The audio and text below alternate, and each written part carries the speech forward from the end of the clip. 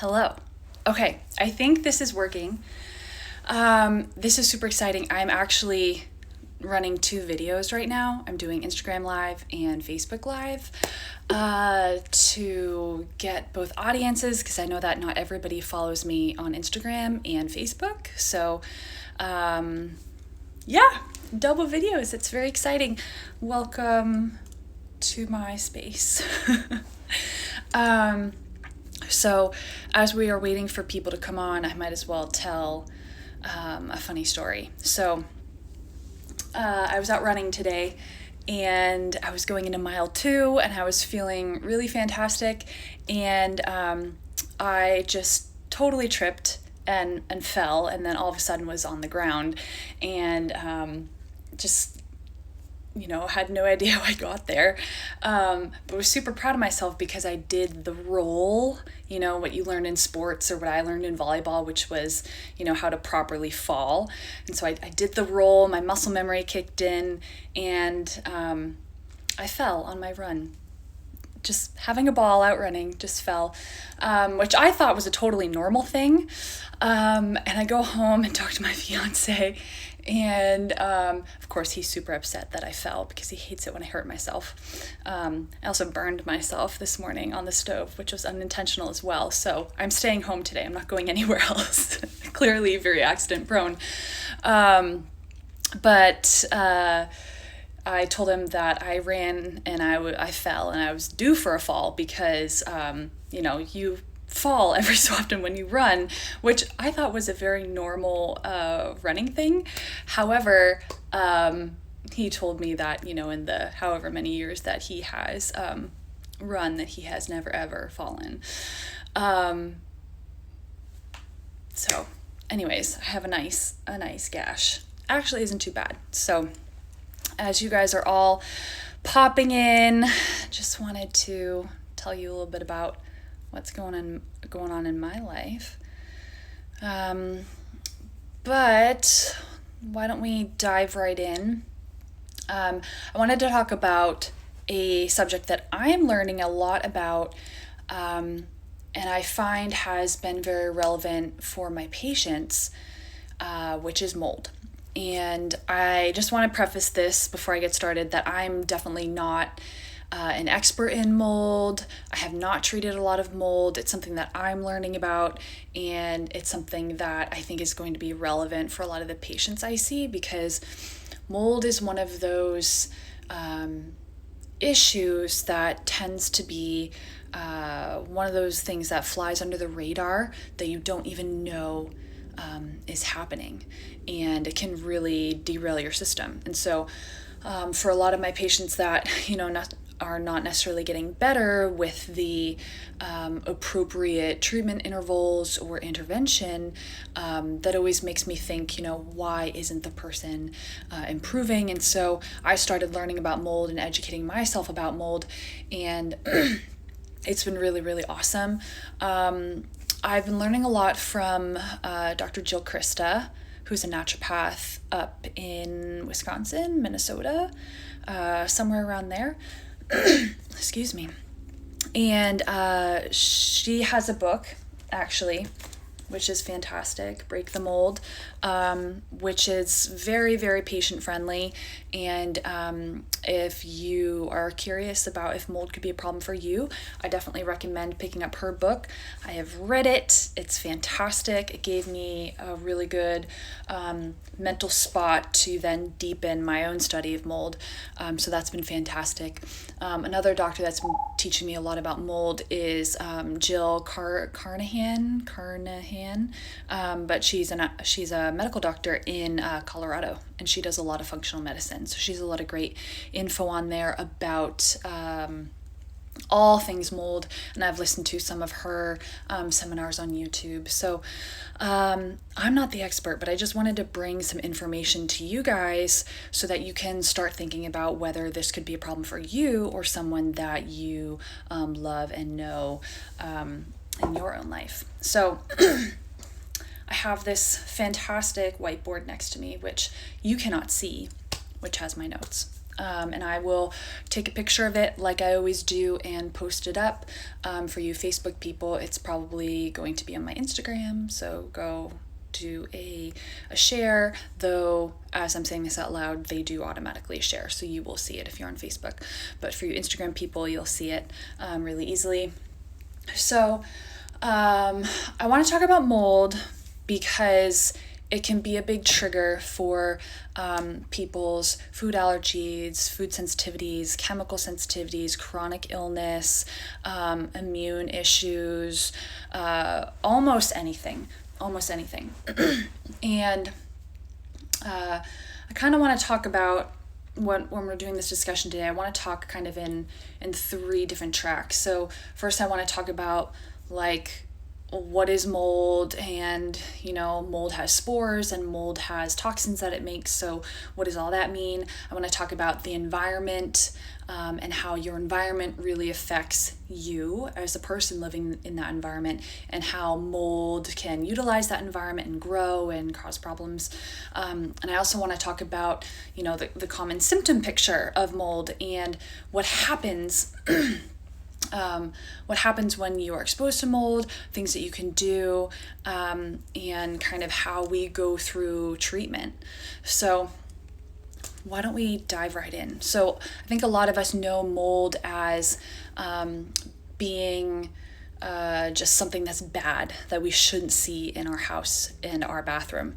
But mold is kind of more than that, because mold is more than what you see. There's often more than what you see wherever it is that you're seeing it. So say you see it on the rim of the toilet, like inside the bowl, that like little pink stuff, or in the shower, kind of along the edges, or having any of the black mold in the grout,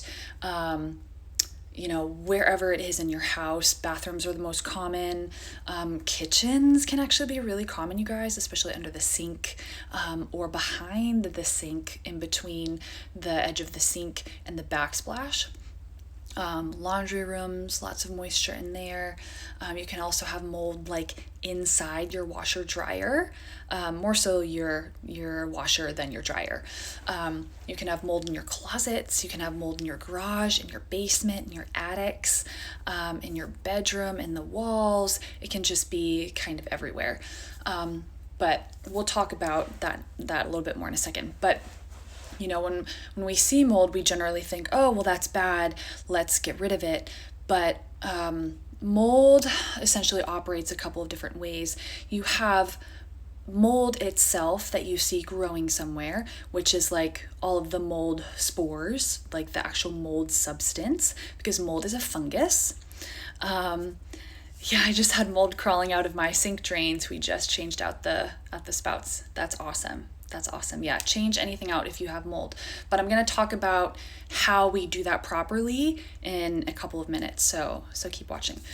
So we have the mold that grows, and mold, or any sort of plant or animal, will want to reproduce to essentially propagate itself and further its life cycle, have offspring happening, and mold does the same thing. So mold that's growing, it has spores, and it will send the spores all over. And excuse me, I did not bring my water in, you guys, so I apologize. Actually, I do have a thing of water over here. Let me grab it. Haha. Because I'm not gonna make it out of this without needing a thing of water. Splashing it on my face. Okay, so we were talking about how mold wants to reproduce and it wants to grow, and so it's going to send out spores to do that. Which is very common in the plant world. There are toxins in plants that make it not palatable for animals, or, think about a dandelion. It has those fluffy things that fly off on the wind, and then that seed goes off and, seeds itself in the ground, and then you grow more dandelions. So same thing with mold. The mold is going to send out all of its spores, and spores can travel in the air. They can also just travel by the dispersion. So like when they're remediating mold, which is the process of getting mold out, there's often a like 2-foot radius of material that we will take out if that area has been exposed to mold. So I'll talk about that in a second. But I want to make 2 different distinctions between like the spores and the mycotoxins. So if you see mold growing, that's mold, and mold makes spores and it sends all that stuff everywhere. So in the traditional medical community, if you search mold, I think I did a Google search today. I don't want to change my tab, but I did a Google search today just to see, what is the first thing that comes up when it comes to mold, because usually it's a mold allergy type of situation. Because we know that mold has a negative effect, especially on our respiratory system, because we breathe in the mold, and then, whatever we breathe into our lungs besides air is generally not a good thing. So I did a Google search on, what happens to the mold information that comes up, and most of it has to do with mold allergy, because that's well established in the medical literature. But what we're now learning about is that mold, when it's growing, will propagate itself, spores and things like that, but it also makes toxins as it's growing there, which makes sense because anything that's alive and well has some sort of defense system and has some sort of metabolic system, which includes all of our waste. Like as humans, we pee and we poop, and that's our waste, and that's how we get rid of stuff. And, we flush it, goes down the toilet, it's not a problem. But sometimes you poop and it smells, or you pee and it smells. Same thing with mold. Mold has mycotoxins, which are kind of like mold excrement, mold gas, mold self-defense is what I like to call it. So the mold is essentially trying to live and survive. Mold really has a drive to survive. And so when mold is living in your space, it wants to make sure that it's going to live there for a really, really long time. So you say your mold is growing, and there's another colony of mold somewhere close by, or another type of mold. The molds are going to compete for, lack of a better term, dominance. So what's going to happen is that mold colony number 1 is going to make mycotoxin bombs against mold colony number 2, and then we are going to have a whole bunch of mycotoxin in the air. Mycotoxin, you can't necessarily, or usually cannot smell it, doesn't usually come with a smell, and you can't see it, and you can't tell that the air is any sort of different. If you go into a space and you're smelling that musty, mildewy type of smell, then usually that's a big confirmation that there's some sort of mold in the space. So if you are in that type of environment, especially if it's a space that you know has been water damaged, you know that that is not a good space to be in. That's not going to be a healthy space. But mycotoxins are like a very permeable, strong type of mold gas that can diffuse almost anywhere. So say I'm facing a window right now and there's a wall in front of me, obviously because I'm inside, but say there was mold like right in this corner here, but I wasn't smelling anything, and it was inside the wood where the mold spores and the mold like actual substance is staying inside. There is still going to be mycotoxin release. So the mycotoxins are going to seep through the material and get into the room, and I'm still going to be exposed to it. So we tend to think of mold as, oh, I don't see any mold growing, therefore it's not a problem, I'm not in a moldy space. But that's not necessarily true, because you can have mold growing in various different places, but just not see it. And it can be deep in materials, but it can still be causing you problems, and that's because mold makes mycotoxins, which is a problem. So spores, think about like reproduction and spread for mold, and then mycotoxins are like the mold gas, where it's like the mold self-defense. So the mycotoxins are highly pervasive in terms of how they affect our body. They can affect almost every body system and create lots of different symptoms, especially neurological symptoms, muscle symptoms, metabolic symptoms, lots of different things. Whereas spores we think of traditionally as really affecting our whole respiratory tract. So, if you Google something like I have issues with mold or mold allergy, you're going to see like the American Mold and Allergy Association, or what's it called? I just looked it up. It's like American Academy of something, but they have this whole page on there that talks about mold allergy and what you do. And pretty much from their perspective with medicine is that you just have to reduce your exposure, and then you can take drugs to deal with the effects of the mold. But what we're learning about this type of illness, mold illness, is that there's way more things that we can do about it. Because I'm a naturopathic doctor, I have lots of tools to be able to treat some of these chronic illnesses. And this mold issue is a trigger to a lot of my patients, especially those that have chronic illness or that have an autoimmune disease or that have gut issues or brain issues or, what have you. Pretty much insert the blank. Mold can aggravate.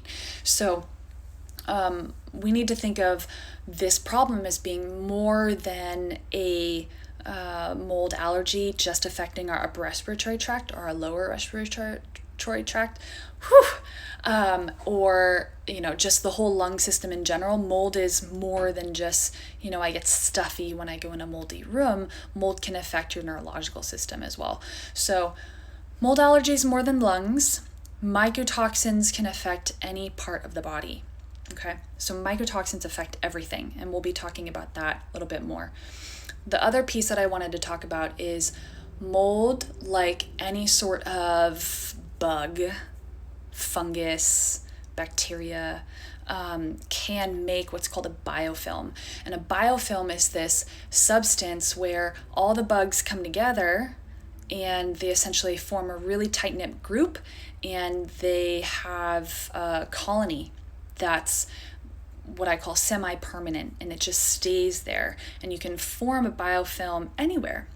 A really common biofilm that we don't think about in our day-to-day life is our teeth, and how we have our normal flora, our normal bacteria in our mouth, and when we are scraping off some of the, like if you ever take your finger and kind of go like this and you get some white stuff on your fingernail, that's essentially start of a biofilm. That's bacteria in there and other stuff that you put in your mouth, like food and whatnot. But your dentist is often going to be removing some biofilm whenever they are using their Explorer tool and they are taking off plaque and tartar and different things. So that's one really common instance of a biofilm that we have every day, that we know of. But you can have biofilms inside of you, like deep in your gut, pretty much anywhere in your body, lungs. So biofilms are really hard to penetrate and they're hard to treat, and biofilms allow the bug to be stronger. So whether it's mold or bacteria, is essentially like having 10 people in a fight is way better than having one person in a fight or something like that, or having 10 people on your team is much more helpful to win the game than one person on your team. Same type of thought process. So some people have breathed in mold spores and been exposed to mycotoxins, and then also have colonization of mold in their body. So wherever they go, whether they're changing their environment or they're doing mold remediation on their home, they're still taking the illness with them. So some people, we actually need to fight the mold itself and get rid of it. But there's lots of different treatment steps, which I'll talk about in a couple minutes. So the number one thing that we have to do is avoid exposure. I feel like that's number one in environmental medicine in general is, if you're exposed to something or if you're living in an environment that's not good, then you have to get out, or you have to change the environment itself. So number one is avoid, avoid, avoid. If we are going to treat you and you are a person that has been exposed to mold or has mold, then you're not going to get better if you're not avoiding the issue. It's kind of like if you are trying to avoid sugar and you don't clean out your pantry and you still have gobs and gobs of sugar, rich foods, you're not helping yourself. So same thing with mold. We have to get rid of the mold. So pretty much all mold in general indoors is bad. So whether it's the black stuff, the pink stuff, the whatever stuff, it's bad. And we know that, if mold is forming in your bathroom, good thing to investigate a little bit more. Pretty much anywhere you got to investigate it.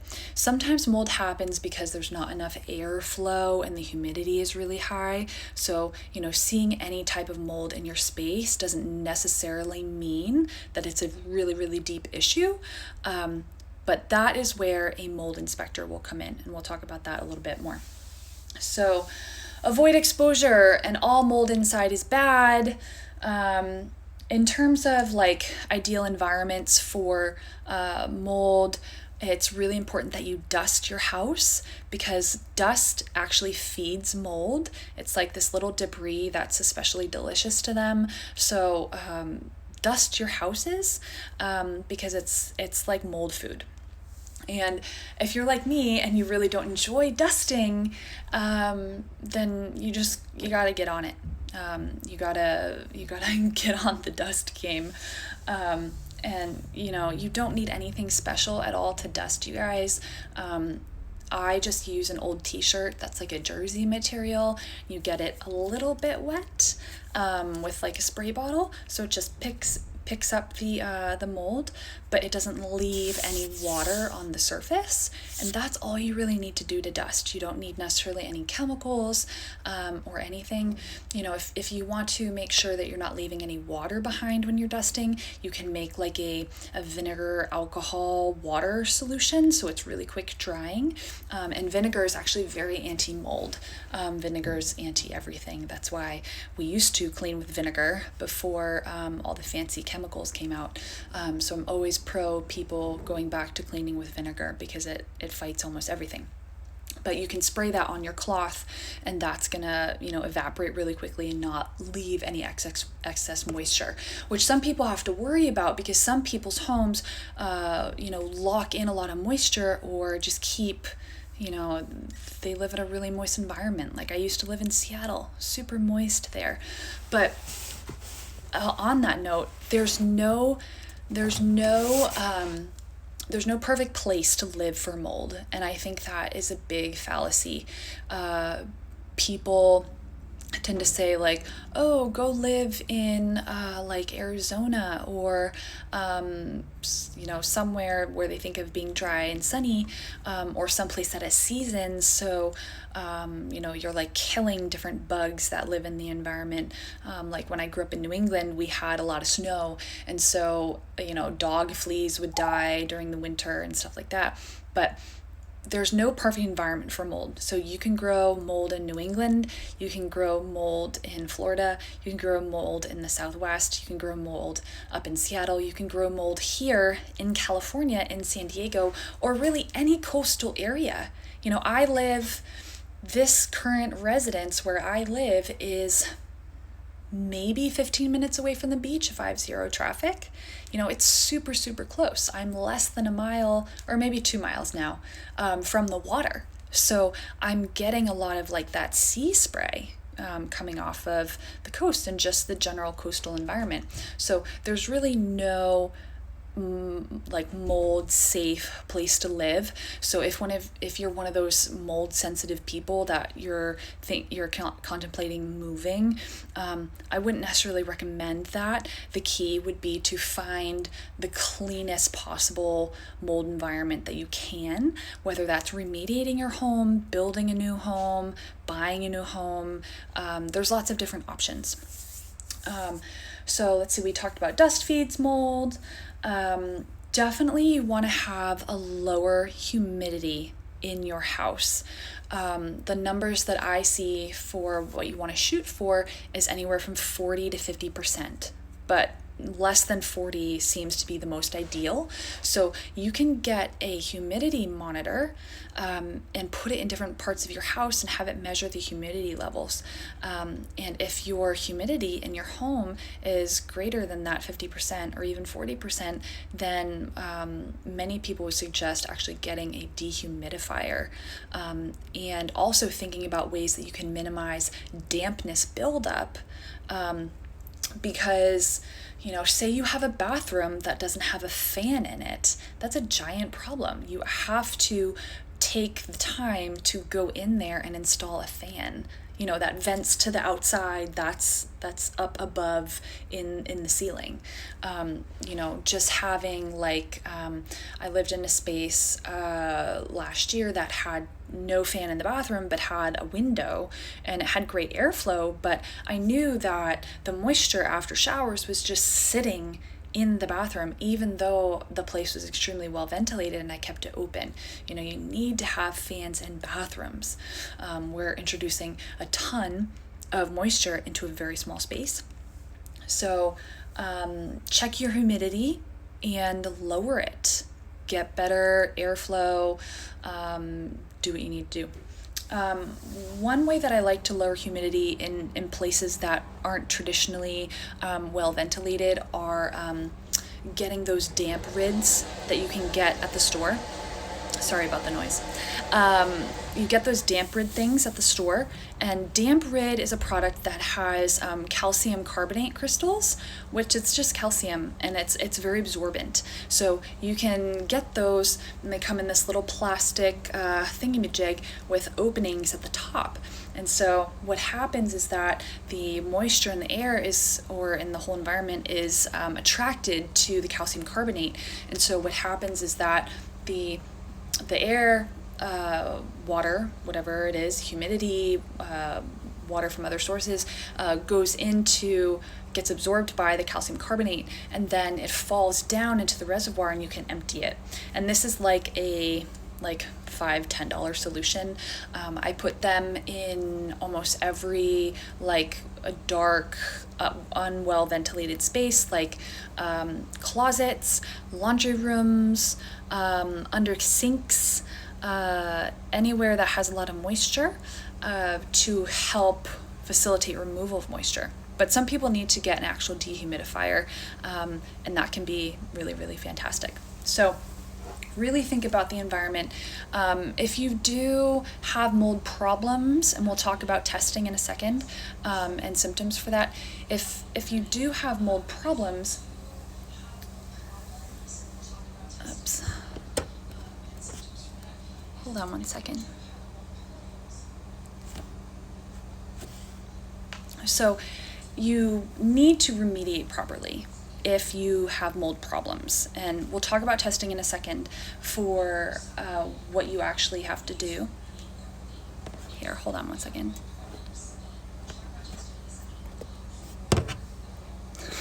My boyfriend just joined the live. Honey, can you turn off my live?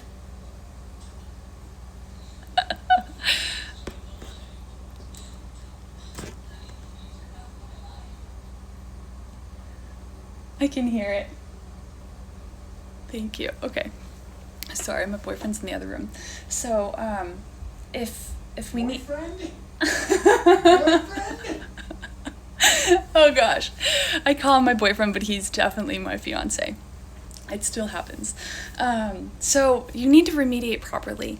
And getting your house remediated or your space remediated is really, really important, and it's really important to do it properly. Not everybody does it properly, and so you have to look for a good remediator in your area. There's multiple different certifications that people should have when they are remediating your space, and the book talks a lot about this, which is fantastic, so I definitely take a look at that chapter. But definitely make sure that your mold people know what they're doing, because if you don't remediate properly, you're gonna have to do it again because you're still gonna be sick from mold. So that's a big problem. And when you are remediating your house, or when you are taking mold out, you need to have all the special precautions, all the PPE, personal protective equipment. You need to have masks, you need to have it well ventilated, you need to have all of your like absorptive fluffy things taken out because the mold can live and things like that. So you just can't rip mold out. Say, going back to that example, say there was mold living in this corner here. You can't just open it and tear it out. You need to do it properly, otherwise you're going to expose yourself to mold, and you're also going to seed mold into other parts of your home. So it's really, really, really important to remediate properly, because remediation is cheaper than being sick. So, if you don't remediate properly the first time and then you need to remediate again, definitely just do it. Don't wait, because being sick is way worse, honestly, than the cost. So let's talk about mold symptoms and testing. So basically, mold symptoms can be almost anything. They can be like a feeling of feeling fatigued, or just like being on low battery. I'm just going to read these off to you guys. Chemical sensitivity, food allergies. It can be a trigger for autoimmune conditions, depending on the person. Cognitive changes like lack of focus, issues with word finding.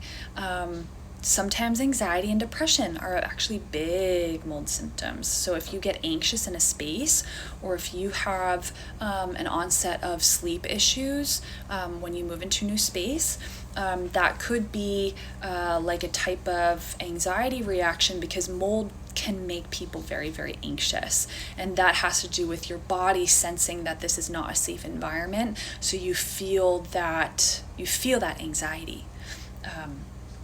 Which is a problem if you are living in that body that has all that anxiety. Mold can make you crave sugar. Mold is a fungus, kind of like candida. So those of you that have, waving at all of you guys, those of you that have had yeast issues or candida, you know how bad the sugar cravings are. Whoops, let's shift it around. How did I do that? There we go. Oh gosh. You know how strong the cravings for candida are if you that fungus will do to you. So mold can cause sugar cravings. That's a big one. But mold can masquerade as lots of different things, and it's not always mold. So I'm new to this, so I don't necessarily have an abundance of screening tools, but I tell people to go to Jill Krista's website, who's a naturopathic doctor who specializes in mold. And she has this really great quiz that you can take yourself through that has a lot of symptoms on there, and it will give you a grade, and it will tell you whether mold illness is possible, if it's highly likely, or if it's not. So I have a lot of people start there with the quiz, and then one thing that you can do is a visual contrast sensitivity test, a VCS, and I might have a little bit of mold brain because I just moved out of a place that has mold, so this is kind of relevant for me too.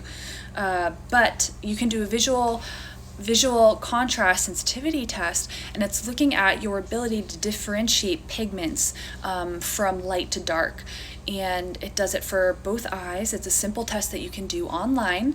And what happens is you test both eyes separately, and it will give you a visual score for both eyes, and you can see how you deviate from people that are normal, and they will also give you other scores for biotoxin illness sometimes, depending on what type of test that you do, which visual contrast sensitivity test that you'll do. I actually just did 2 of the most popular VCSs before I did this live to kind of see what they were like, because I know that patients do these all the time, and I also kind of wanted to test myself. So it was really interesting. I failed them. So my ability to distinguish light and dark on these circles was not good, and sometimes that can be a sign that you have mold. But it's not diagnostic, so me failing this test, having a positive test for it, doesn't necessarily mean that mold is my issue. I could also be tired or have some other medical condition that I haven't figured out, or what have you. So for patients that have a positive VCS, it's not diagnostic, but if you are a person that we have confirmed has mold, I'll talk about that in a second, then we can use that as a treatment marker. So say you have a really poor VCS at the beginning, and we confirm you have mold with a test, and then we treat you, we can see your VCS improve over time. And that is one really great way to track progress too. Because when we start to treat mold, the treatment of mold typically takes anywhere from 6 to 18 months to do a full mold program detox to really get it out of your system. So it takes a really long time, and you will really need to commit to this. So definitely do the mold quiz. You can do the visual contrast sensitivity testing, but there are ways that you can test for mycotoxins, and you do that just with the urine test, where you pee and send it off to the lab, and the lab analyzes it. And this is called a mycotoxin test, and this is showing your body detoxing mycotoxins because they are present in the urine, as that's how we detox them. They are very, very helpful, and you can test several different mycotoxins to see which one you're positive for. And we know that different mycotoxins mean different things. Sometimes it's a food source of mold, sometimes it's environmental mold, sometimes it's, what have you. It's usually food or environment for a mold. But those tests aren't necessarily perfect, because you can be a really, really poor detoxer and not be able to get the mold out of your system. So you can have a false negative urine test for mycotoxins. But I still am pro just running them, because I like tests, and even if we have a false negative and you have all the mold symptoms, and this is the next thing we have to treat, I'm still going to treat you for mold. There are a couple things that you can do to see if you will release more mycotoxins in your urine when you're testing. I don't know what that is, but I know that some practitioners do that to get a positive test if they're going to get one. So there's a company called Vibrant America that I use a lot, who I'm not affiliated with, I just think they're great, or Great Plains Labs. They both have urine mycotoxin testing. Vibrant has more markers on them, so I typically run Vibrant. And I've also been working with that company for a long time. But Great Plains Labs is also great, and they have a lot of awesome testing as well. So those are 2 options for where you can do any sort of testing.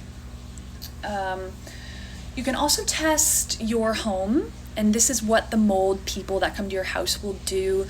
You can have mold inspectors and then mold remediators, and they're usually different. So if you need to fix your house, then you need to get someone to test your house to confirm, but you also need to then have someone remediate, and you always want to work with separate people, because the mold remediators are always going to run their separate testing when they remediate to make sure that the mold is gone, but you also want to have a separate person that's not involved in the process running the test so that you know that it's accurate for your remediation. So you can, hi Kimmy. So you can do an ERMI test, which I'm not going to explain what an ERMI test is, but you can do an ERMI test in your house to check for mold. You can also, remember how I was saying before that mold likes to eat dust. Dust is like mold food in your house. You can also do like a swab or a sampling of dust from your home, like from the top of door jambs or the back of a shelf, somewhere that's had a lot of mold buildup for the last 3 to 6 months, somewhere you don't typically dust, maybe even the top of a fan, behind a bed, and you can do a dust PCR test and look for different strains of mold. So that's another way that you can test. So let's talk about treatment a little bit, and then we will wrap this up. I don't want to keep you guys for too long. I try to talk for about an hour and not too much longer. For those of you that are joining or that have been staying on for me this whole time, this will be available again, so you can share it, do whatever you want with it, bring your friends, rewatch it. So let's talk about treatment. Number one we talked about is avoid. So, if you are getting mold remediated with your home, you might have to live somewhere separately. And that makes me remember something I wanted to say about testing yourself for mold. One thing that you can do if you suspect that your place has mold is you can go on what's called a mold vacation or a mold stay.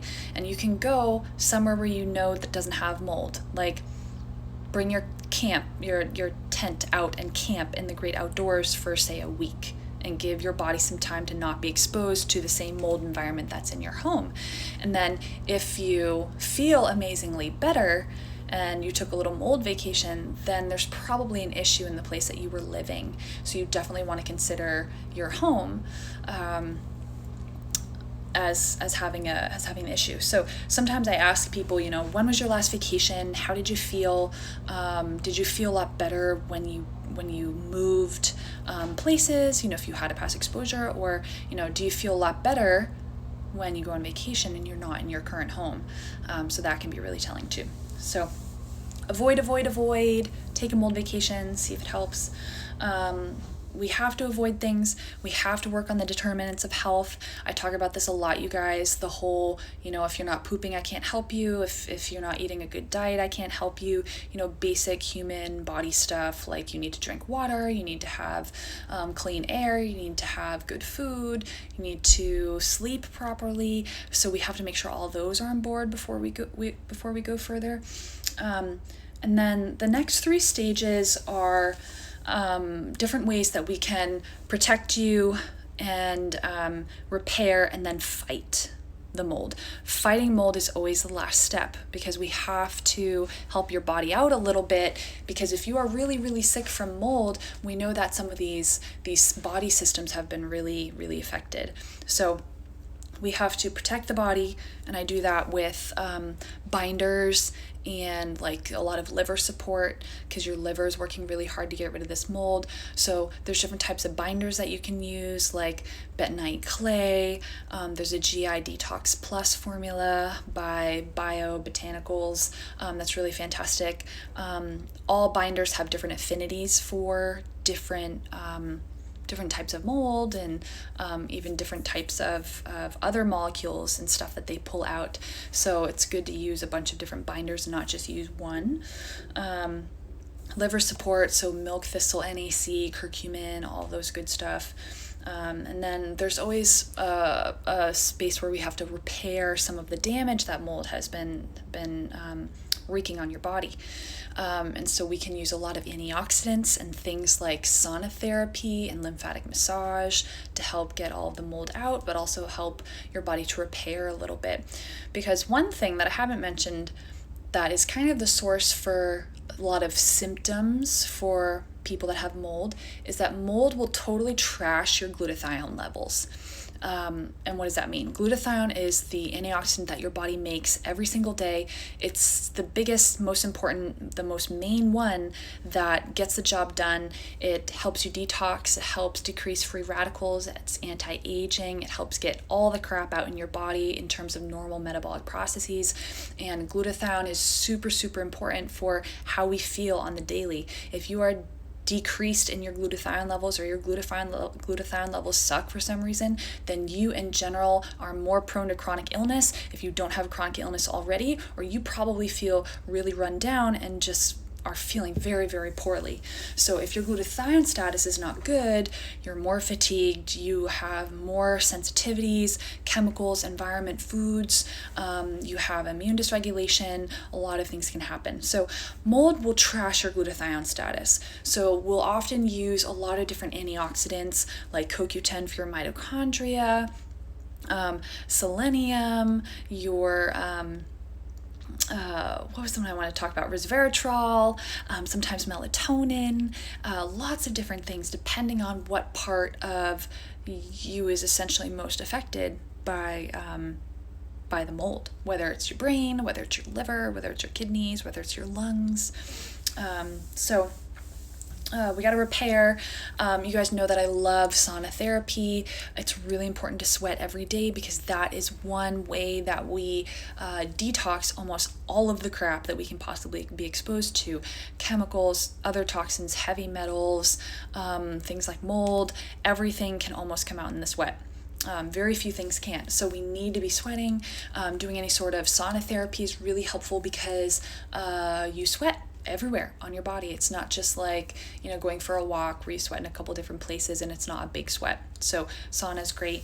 Lymphatic massage, get the lymph moving. The lymph is that space in between your blood and your tissues that helps to equalize equalize the water balance and also take up toxins and get toxins out. So if we're not moving lymph, then our detox systems are going to be impaired. And then after all that happens, then we can move into what's called a fight stage. So this is where we actually go after the mold and start to treat the mold. But this is like the last stage, you guys. This is stage number 5 or something like that. So this is not what we do immediately. And this is using a lot of super, super antifungals that are all natural. Mold illness is something that's new. I do not know currently if there are any official drug interventions for mold. My guess would be no, because the medical community still thinks that mold illness is just mold allergy and it's affecting our respiratory tracts. But mold illness is more than that. It's more than just the effect of the spores on our lungs. It's mycotoxins that damage your mitochondria. They form biofilms. The mold forms biofilms. So it's deeper. So we will use a lot of naturopathic herbal things to help get rid of the mold in your body. And as you're getting out the mold in your body, we need to also support you with those protect and repair stages to make sure that you're not dumping all this mold all of a sudden and then you're overwhelming your detox systems. And if you've heard any of my talks, you know that I talk about that a lot. We always need to, if we're getting rid of bacteria or yeast or mold or whatever it is, with any sort of chronic infection like that, we need to support those other systems, because if they gum up and you're getting rid of a bunch of crap, you're going to feel like crap. So that's why things like milk thistle and antioxidants and binders are really great to bind things up so we can get it out. Hoping that makes sense.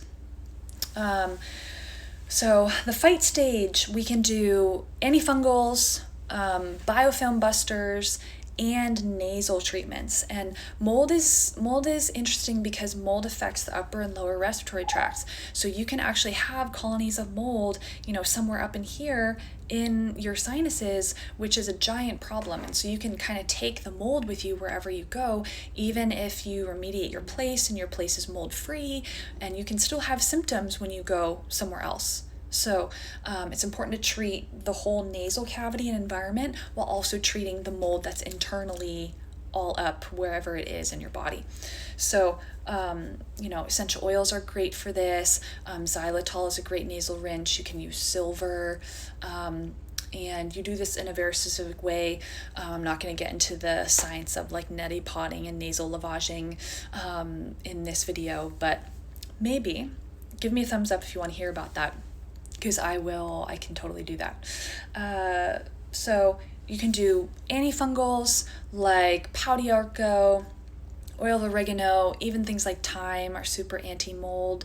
And then often we'll need to do a period of time of biofilm busting.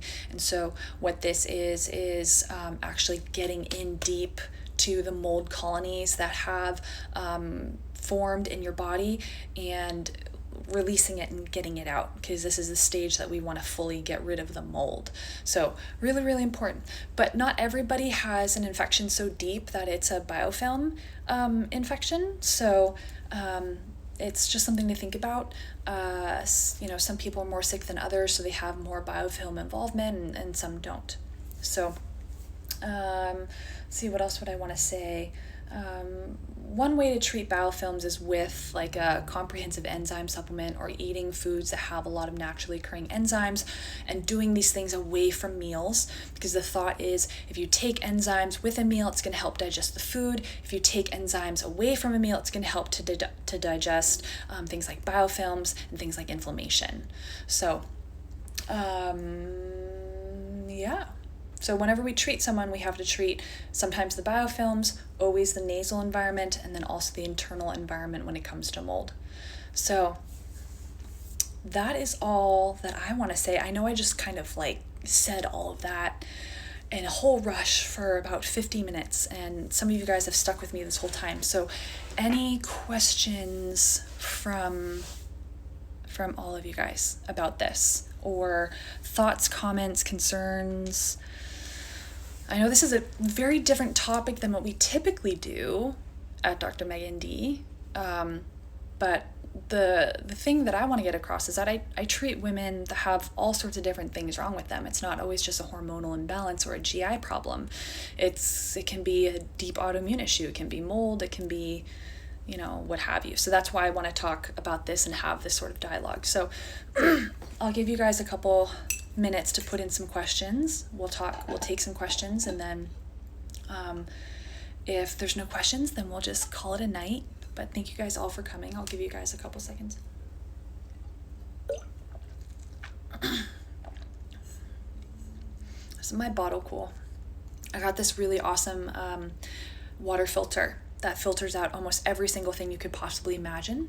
It's called a Berkey filter, and came with these really, really eco-friendly stainless steel glass bottles. They are Bureau. I don't really speak French. I'm more of a Spanish person. So I cannot pronounce it. I apologize. But they are, here you go, up for Facebook Live. I don't know if you guys can see that. There you go. Yeah. But they're fantastic, and you can mix a bunch of stuff in here, and I just have water. And I'm rambling. Any questions, you guys? Thank you for coming out and joining me for another Instagram Live at 5 with me. We do these every Monday night, and they're a lot of fun. And tonight was the first night that I added in Facebook Live, so if you've been seeing me look up to the Facebook people, I have my laptop behind the phone, so I'm recording it dually so both audiences can see it, so it's kind of fun. Any questions, you guys? 3 of you have stuck on here this whole time, 3 to 4 of you this whole time, as people have come in and out, so last call.